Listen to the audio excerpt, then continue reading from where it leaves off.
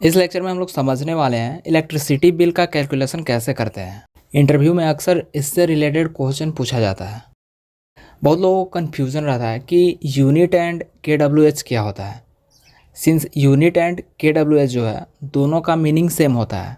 जब हम लोग कमर्शियल और इंडस्ट्रियल लेवल पर बात करते हैं तो जनरली यूनिट्स का यूज करते हैं, एंड जब टेक्निकली उसी बात को एक्सप्रेस करना होता है तो KWH का यूज करते हैं, that is kilowatt hour. Suppose आपके घर का कोई लोड है और इक्विपमेंट है जिसका रेटिंग 250 वाट है। उस लोड को अगर आप दिन में 6 घंटा यूज करते हैं तो 250 वाट इंटू 6 आवर कर देंगे तो एक दिन का टोटल कंज्यूम्ड एनर्जी आ जाएगा, that is 1500 watt hour per days. यहाँ पर यूनिट को मैंने WH लिखा है क्योंकि हम लोग आवरली बेसिस पर देख रहे हैं कि जो लोड है वो कितने वाट के एनर्जी को कंज्यूम किया है।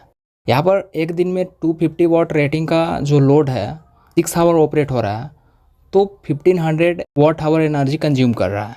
एंड जो लोड है उसको आप एक इक्विपमेंट भी सपोज कर सकते हैं like filament bulb of 250 watt. And हमारे घरों में जो इलेक्ट्रिक बिल हमें मिलता है उसमें टोटल यूनिट्स को KWH में एक्सप्रेस किया हुआ रहता है। तो सबसे पहले इस WH को हम लोग KWH में कन्वर्ट करेंगे। वाट को KWH में कन्वर्ट करने के लिए 1500 वाट आवर को 1000 से डिवाइड कर देंगे, then it will be 1.5 kilowatt hour per days. मतलब 250 वाट का कोई इक्विपमेंट एक दिन में 6 आवर ऑपरेट हो रहा है तो टोटल एनर्जी एक दिन में 1.5 किलो वाट आवर कंज्यूम करेगा। इलेक्ट्रिक बिल जो रहता है उसमें 30 डेज का डेटा रहता है। सो सिंपली हम लोग 1.5 किलो वाट आवर जो है इसको 30 से मल्टीप्लाई कर देंगे, then it will be 45 kilowatt hour per month हो जाएगा। मतलब अगर 250 वाट का कोई इक्विपमेंट 30 डेज तक 6 आवर ऑपरेट होता है डेली तो 30 डेज में 45 किलो वाट आवर एनर्जी को कंज्यूम करेगा। एंड यहाँ पे मैंने जस्ट एक डेटा को सपोज किया है। हो सकता है आपके घर में जो लोड कनेक्ट है एक दिन में 2 आवर ऑपरेट हो रहा है या फिर 10 आवर्स ऑपरेट हो रहा है, तो उसके अकॉर्डिंग आप इसी तरह कैलकुलेट करेंगे। जो घर में एनर्जी मीटर लगा हुआ रहता है वो टोटल कंजप्शन को कैलकुलेट करने के लिए लोड्स कितना आवर्स तक रन हो रहा है एंड उसका रेटिंग क्या है उसको रीड करता है एंड कंज्यूम्ड एनर्जी को कैलकुलेट करता है। घरों में डिफरेंट लोड्स कनेक्ट रहता है like bulb, tubelights, TV, cooler, AC। तो जो ऑल कनेक्टेड इक्विपमेंट्स रहता है एक दिन में जो एनर्जी को कंज्यूम करेगा उसको energy meter kilowatt hour में कन्वर्ट करके डेली ऐड करते जाता है ताकि 1 मंथ में जो बिल बनेगा वो टोटल कंबाइंड एनर्जी होगा इन 30 डेज। जो डेटा मैंने सपोज किया था उसके अकॉर्डिंग 30 डेज में 45 kilowatt hour per month energy का कंजप्शन हो रहा था।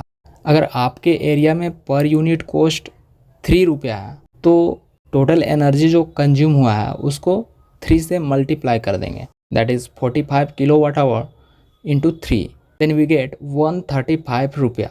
मतलब 250 वाट का जो लोड था जो कि 6 आवर डेली 30 डेज तक ऑपरेट हुआ है उसके लिए आपको 135 रुपीज़ पे करना होगा। एंड जो पर यूनिट कॉस्ट है वो एरिया एंड टाइमिंग के अकॉर्डिंग चेंज होते रहता है। एंड इंडिया जो है वो स्मार्ट ग्रिड की ओर अप्रोच कर रहा है जहाँ पर प्रेजेंट टाइम में पर यूनिट प्राइस क्या है उसको आप रीड कर पाएंगे एंड उसके अकॉर्डिंग लोड्स को ऑपरेट करके मंथली इलेक्ट्रिक बिल को रिड्यूस कर पाएंगे।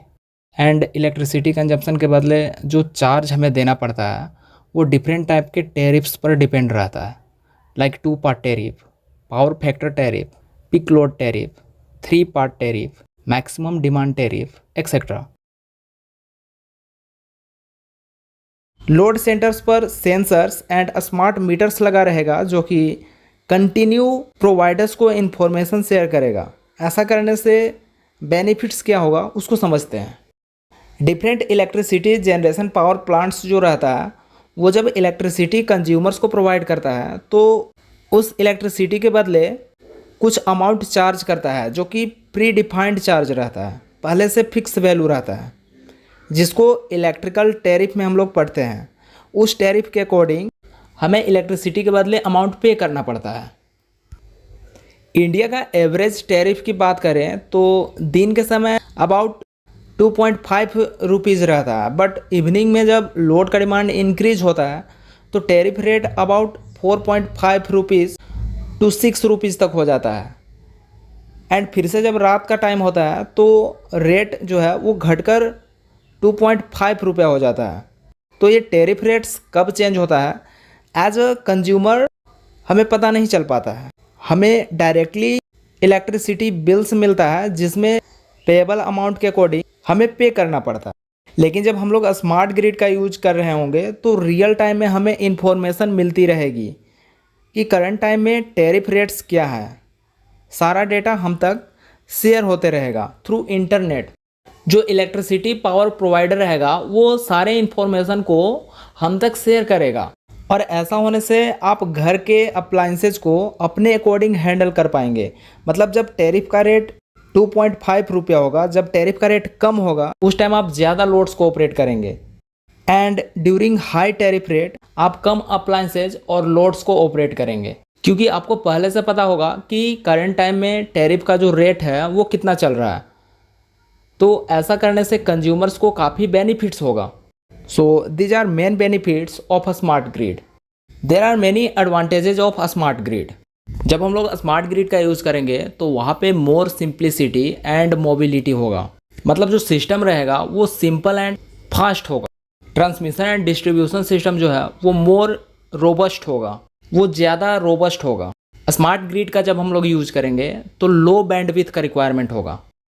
स्मार्ट ग्रिड में लो कॉस्ट ऑफ डिप्लॉयमेंट होगा, एंड इस टाइप के सिस्टम में इजी नेटवर्क इम्प्लीमेंटेशन होगा।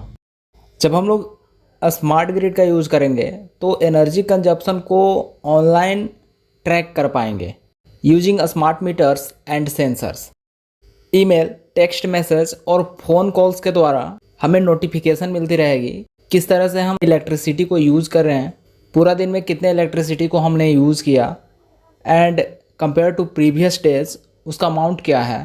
तो ये सारे डिटेल्ड इन्फॉर्मेशन मिलने के बाद आप अपने बेनिफिट्स के अकॉर्डिंग लोड्स को हैंडल करेंगे। Providing more reliable power, the smart meter program is the first step in creating a smart grid. PG&E can quickly identify outage and resolve other service problems through the deployment of a smart meter। Smart grid में renewable energy का most commonly use होगा जो कि unlimited amount में available है। तो इस तरह से कोई भी टॉपिक को अगर आप इजी वे में समझना चाहते हैं तो चैनल को सब्सक्राइब कर लें और बेल आइकन को भी प्रेस कर लें ताकि वीडियोज आप तक पहुंच सकें।